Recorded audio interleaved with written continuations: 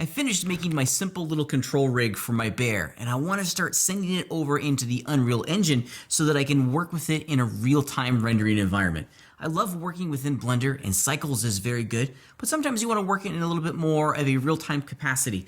The foliage tools and having access to the Quixel Megascans library is definitely a good reason to jump over into Unreal to start making a fun little scene that incorporates our model. But we need to be mindful of the export properties when sending this file out of Blender to ensure that it's going to go into Unreal correctly. So let's walk through the process real fast. It's not that bad, and it begins with the selection of the armature.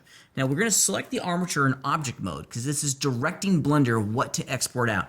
As a reminder, the mesh is a component. It's a child of the armature itself. So we're going to get this and as well. So we're going to export the armature and the geometry, and all those paint weights are going to come, those vertex groups and the skin weights are going to come along for the ride. Let's take a look at how we do this. Of course, we're going to go to the top of the screen and choose File, Export, and we're always going to be using an FBX for this type of work. I'm just going to put it on my desktop, and I want to make sure that I direct you towards the correct export properties because there are a couple.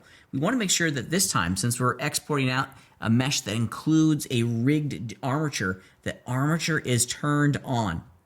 We don't want the camera information. Actually, all we want is armature and mesh. So let me just hold down the shift and grab both of those. That way we're not getting the camera information, the lights, and any other information in there that we don't necessarily need. If we scroll down a little bit in this list, let me zoom out so you guys can see what's going on. We also just want to do a good double check with our geometry. Right now, the smoothing section is set to the defaults. We're going to change this to face. This is with the type of import properties for the face information or for the smoothing information that the Unreal Engine is going to look for. And we can leave the rest of this on, which is pretty fine. Now under armature, we also want to make sure that add leaf bones is turned off. Disable it. Now this is something that you may want to experiment with. Sometimes having them on in certain situations is going to give you a benefit. In my rig, I already tested it once for this specific model. Having it off gave me the most predictable results. This is going to add a bone at the end and the beginning of any sort of chain that gives that bone an extra rotation target, and it was breaking my joints and giving me this really weird transformation of the bones over in Unreal. So experiment with this. It gave me the correct set of deformations with mine off. Let's export the FBX file and then just run back over into Unreal Engine and start importing this into the mix itself. The import process is pretty cool. Let's just import it in like we would any other file. I've opened up a brand new level instead of Unreal Engine. There's really nothing going on here. I put a sun in the sky, and then I've also placed a simple little plane. So there's really not anything going on inside of this mesh that we haven't explored before. Let's import in this new asset now and see our, there it is, and see our skeletal mesh. Okay, so a couple things to look at to make sure the FBX file includes the actual skeleton, because we're not only importing the geometry, we're also importing the skeleton in too, which is very, very cool. So just make sure this is turned on. Don't worry about this.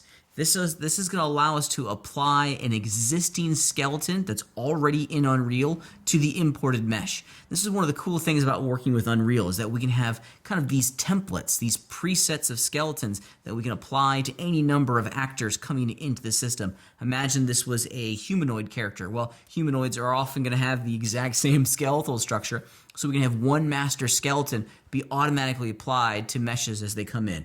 We don't want to do that because we're going to bring in the mesh that the skeleton that we built over in Blender. So don't worry so much about this. You'll see this in action here again here in a minute. Okay.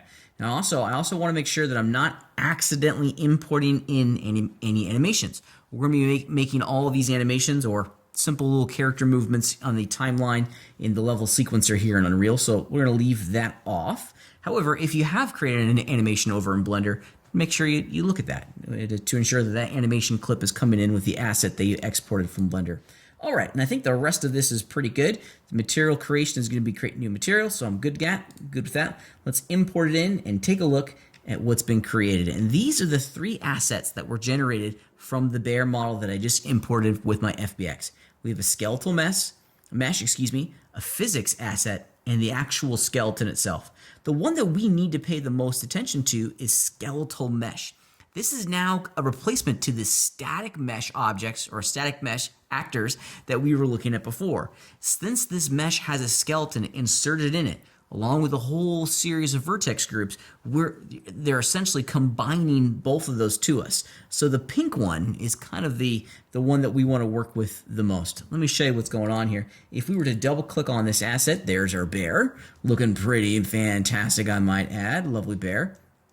In this version of the model, I didn't have any materials or textures assigned to this geometry, but it is working. So if we take a look at the mesh itself, everything's looking just fine. If we were to go right here, this is going to give us an opportunity to preview the skeleton now. And notice on the left-hand side of this interface, we have a huge list. These are all the bones that were in the FBX file. And if you look very carefully, they're named exactly the way that they were named over in Blender. So all of that skeletal information has shipped over into Unreal just quite beautifully.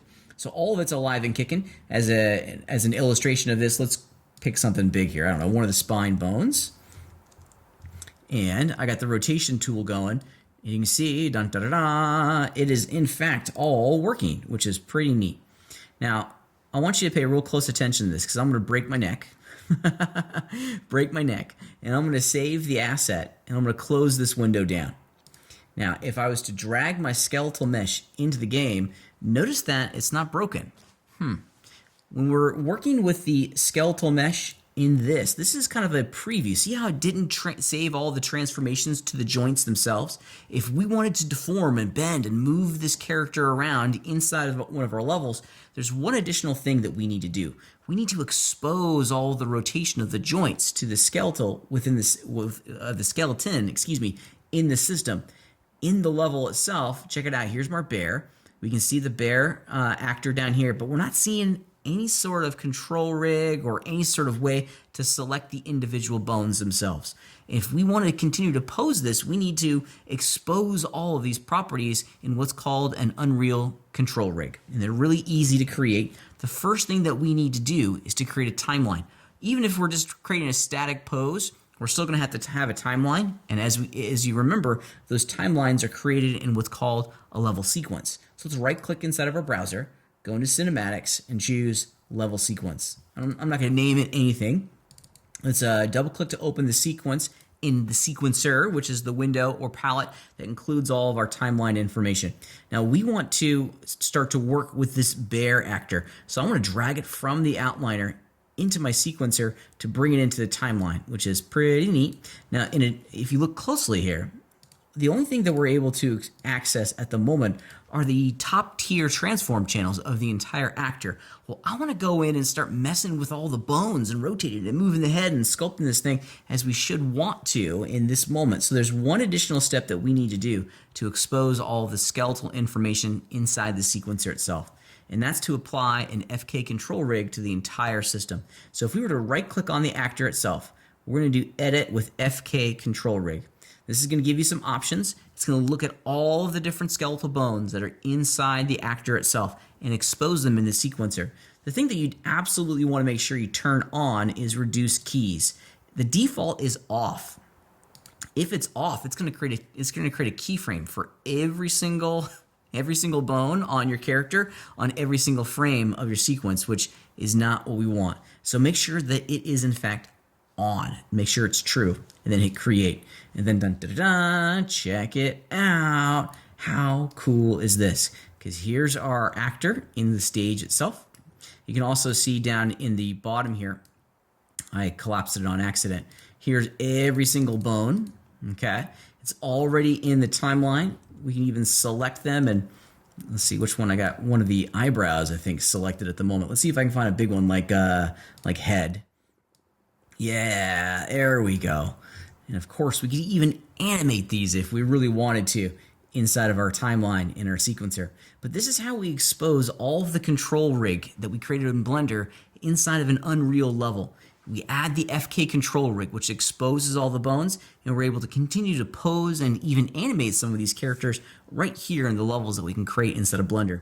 This is what I'm going to do. I'm going to continue working on this, and I think I'm going to add this entire kind of mountain stream environment to my little bear to start populating this space with something that's going to create a really cool animation that showcases the wonderful, wonderful work that I've completed.